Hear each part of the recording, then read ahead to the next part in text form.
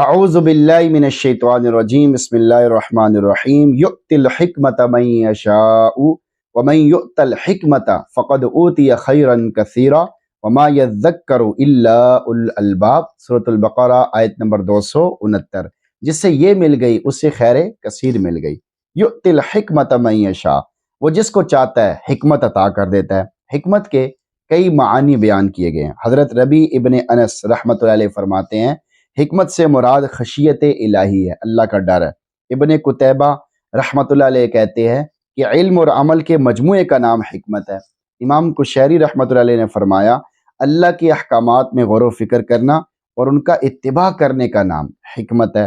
ابو عثمان رحمۃ اللہ علیہ نے فرمایا حکمت وہ نور ہے جس کی وجہ سے وسوسہ اور الہام میں فرق کیا جا سکے۔ قاسم بن محمد رحمۃ اللہ علیہ نے فرمایا کہ اپنی خواہشات کو چھوڑ کر حق کے مطابق فیصلہ کرنے کا نام حکمت ہے۔ بندار بن حسین رحمۃ اللہ علیہ نے فرمایا سرعت اور تیزی کے ساتھ صحیح جواب دینے کا نام حکمت ہے۔ ابو العالیہ رحمۃ اللہ علیہ امام قتادہ رحمۃ اللہ علیہ فرماتے ہیں حکمت سے مراد فہم قرآن ہے۔ بعض حضرات فرماتے ہیں علم لدنی کا نام حکمت ہے۔ بعض فرماتے ہیں الہام کا مورد بننے کے لیے اپنے باطن کی صفائی کرنے کا نام حکمت ہے۔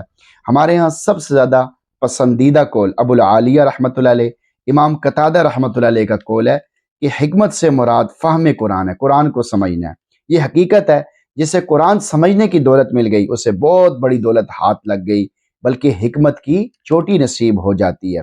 وَمَن يُؤْتَ الْحِكْمَةَ فَقَدْ أُوتِيَ خَيْرًا كَثِيرًا، اور جسے حکمت عطا ہو گئی اس کو یقیناً بڑی بھلائی مل گئی، یعنی جسے فہم قرآن کی دولت مل گئی اسے بہت بڑی بھلائی مل گئی۔ جب فہم قرآن خیر کثیر ہے تو جو آدمی فہم قرآن کی دولت پانے کے باوجود اپنے آپ کو دنیا داروں سے کم تر سمجھتا ہے تو اس سے زیادہ احمق اور ناشکرا کوئی نہیں ہے۔ بیان میں فہم قرآن آ تو سکتا ہے، تیرے دماغ میں بت خانہ ہو تو کیا کہیے، یعنی کیا کر سکتے ہیں اگر تیرا دماغ ہی متاثر ہے بتوں سے، دنیا کی چیزوں سے۔ بعض حکماء اور دانا لوگ فرماتے ہیں جس کو قرآن اور دین کا علم اور سمجھ عطا فرما دی جائے اسے چاہیے کہ وہ اپنی ذات اور مقام کو پہچانے اور دنیا والوں کے سامنے ان کی دنیا کی وجہ سے عاجزی اختیار نہ کرے، کیونکہ اسے وہ کچھ دیا گیا جو دنیا داروں کو نہیں دیا گیا۔ اس لیے اللہ نے دنیا کو متاع قلیل کہا ہے جبکہ قرآن اور علم کو خیر کثیر کہا ہے۔ حکمت اور خیر کثیر حاصل کرنے کا آسان طریقہ، اس حکمت اور خیر کثیر کو حاصل کرنے کا آسان طریقہ یہ ہے کہ حضرت ابراہیم علیہ السلام کی دعا اللہ تعالیٰ نے قرآن پاک میں بیان فرمائی ہے۔ اسے پابندی اور کثرت سے پڑھنے سے اللہ تعالیٰ حکمت اور دانائی کے دروازے کھول دیتا ہے۔ جو حکمت اور دانائی اور خیر کثیر کا شوقین ہو اسے ضرور بے ضرور یہ دعا کثرت سے پڑھنی چاہیے۔ ربی حبلی حکما والحقنی بالصالحین، اے میرے رب مجھے حکمت و دانائی عطا فرما اور نیک لوگوں کا ساتھ عطا فرما۔ یہ حقیقت ہے کہ نصیحت وہی حاصل کر سکتا ہے جو عقل سلیم رکھتا ہو، اسی لیے اللہ تعالیٰ فرماتے ہیں وما یذکر الا اولو الالباب، نصیحت وہی قبول کرتے ہیں جو عقل والے ہیں، جن کی عقلیں روشن ہیں، شیطانی وسوسوں نفسانی خواہشات سے محفوظ ہیں، اور یہ وہ لوگ ہیں جو اپنی خواہشات کو اللہ کی رضا مندی میں فنا کر چکے ہیں۔ آیت کا میسج آپ کے نام نمبر 1، یہ اللہ رب العزت کا خاص عطیہ ہے۔ حکمت اللہ تعالیٰ کا خصوصی عطیہ ہے، یہ ہر کسی کو نہیں ملتی بلکہ اللہ کے مخصوص بندوں کو ملتی ہے۔ نمبر 2، یہ آدمی بے وقوف ہے، دنیا کا سارا مال دولت متاع قلیل اور حکمت خیر کثیر ہے۔ وہ شخص کم ظرف بے عقل ہے جو متاع قلیل کو خیر کثیر پر ترجیح دیتا ہے، یا خیر کثیر حاصل ہو جانے کے بعد بھی اپنے آپ کو دوسروں سے کم تر سمجھتا ہے اور اللہ تعالیٰ کا شکر ادا نہیں کرتا۔ اس بات کو دیکھنے کی ضرورت ہے کہ اللہ تعالیٰ نے آپ کو دین کی سمجھ عطا فرمائی ہے، دین پر چلنے کی توفیق عطا فرمائی ہے، آپ اسی کو غنیمت سمجھیں۔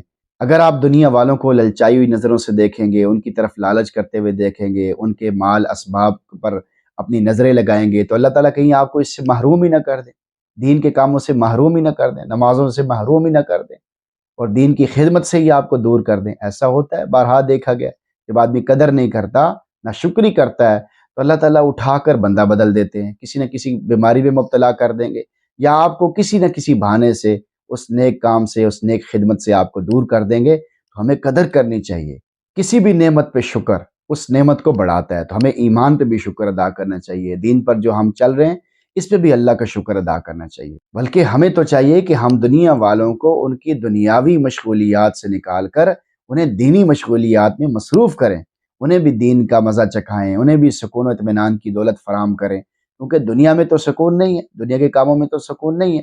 اگر ایک آدمی مال کمانے میں لگا ہوا ہے، صبح شام مال کما رہا ہے لیکن نمازیں نہیں پڑھ رہا، قرآن نہیں پڑھ رہا، دین کی خدمت نہیں کر رہا، دین کے لیے کوئی کوڑن فکر غم نہیں ہے، تو وہ تو پریشان ہوگا، مال ہونے کے باوجود پریشان ہوگا، اسباب کوٹھی کاریں بنگلہ ہونے کے باوجود پریشان ہوگا۔ یہ تو بالکل ظاہر اور حقیقت سی بات ہے، تھوڑا سا غور کرنے پہ آدمی کو سمجھ آ جاتی ہے، لیکن شرط یہ ہے کہ آدمی غور و فکر کرے اور غور و فکر کرتا رہے۔ تو ہمیں چاہیے کہ ہم خود اپنے اوپر بھی باریک چھلنی لگائیں کہ میری کیا کیفیت ہے، میری کیا حالت ہے۔ ہر آدمی اپنے بارے میں سوچے، میں اللہ کا کتنا شکر ادا کرتا ہوں، اللہ نے جو مجھے دین کے کاموں کی توفیق عطا فرمائی ہے، میں اس پہ اللہ کا کتنا شکر ادا کرتا ہوں۔ اگر آپ شکر نہیں کریں گے تو کچھ عرصے بعد آپ بھی دنیا کے اندر پھنس جائیں گے، کسی مصیبت میں پھنس جائیں گے۔ یہ مصیبت ہے، دنیا کے کاموں میں لگ جانا، دین کو چھوڑ دینا، یہ بہت بڑی مصیبت ہے، اس سے بڑی مصیبت کوئی نہیں ہے۔ اور یہ سب سے بڑا دھوکہ ہے جو انسان کو لگا ہوا ہے کہ مال ہوگا تو سارے کام ہوں گے۔ بھائی مال اگر آپ نے کمانا ہے تو کمائیں، لیکن اللہ کو ناراض نہ کریں، نماز کو نہ چھوڑیں، دین کے کام کریں، روزانہ قرآن پڑھیں، روزانہ دین کی بھی فکر کریں، لوگوں کی بھی فکر کریں، کم از کم دعا ہی کر لیں۔ جو مسلمان ہیں ان کے بارے میں دعا کریں کہ اللہ مسلمانوں کی کیا حالت ہوتی جا رہی ہے، تو یہ ان کے اوپر رحم فرما۔ اگر آپ کے دل کے اندر احساس ہوگا، غم ہوگا، تو پھر بھی کسی نہ کسی درجے میں آپ کی بچت ہو جائے گی، ورنہ تو آپ بھی کسی فتنے کا شکار ہو کر تباہ ہو جائیں گے۔ تو اللہ تعالیٰ سے دعا، اللہ تعالیٰ ہم سب کی ہر قسم کے فتنوں سے حفاظت فرمائے اور ہم سب کو قرآن پڑھنے، سننے، سمجھنے کا بھی اہتمام نصیب فرمائے۔ آمین۔